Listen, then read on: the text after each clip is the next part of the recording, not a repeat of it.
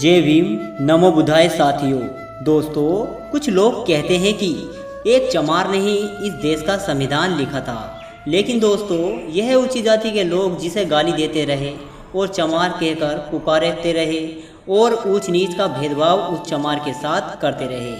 दोस्तों, जबकि सच्चाई तो यह है कि भारत के संविधान को दो चमारों ने लिखा था।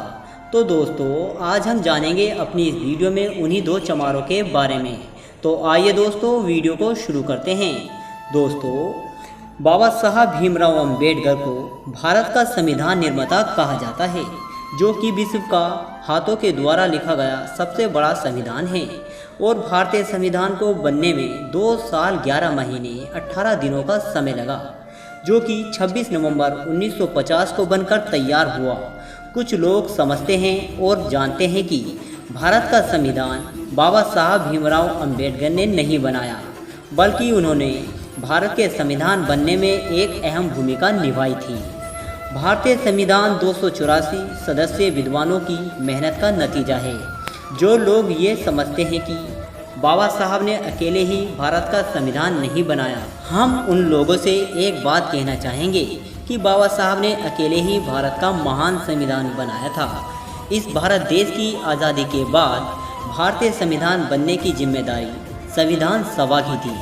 सभा में सब सोच रहे थे कि भारत का संविधान कैसा होना चाहिए। जब सभा में किसी को कुछ भी समझ में नहीं आया, तो उन सब ने मिलकर बाबा साहब भीमराव अंबेडकर से सिफारिश की और भारत का संविधान बनने की जिम्मेदारी भी बाबा साहब को दे दी गई।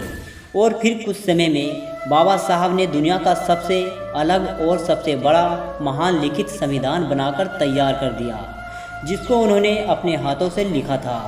और भारतीय संविधान में 2 भाषाओं का इस्तेमाल किया गया था, हिंदी और अंग्रेजी।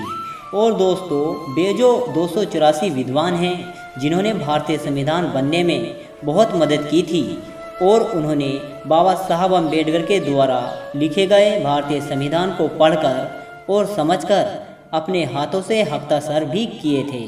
तो दोस्तों, क्या अब भी आप कहोगे कि बाबा साहब ने नहीं लिखा था संविधान? यह आप गलत सोच रहे हो। भारतीय संविधान को सिर्फ और सिर्फ बाबा साहब भीमराव अंबेडकर जी ने बनाया था।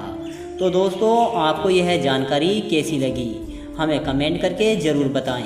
जय भीम, जय भारत।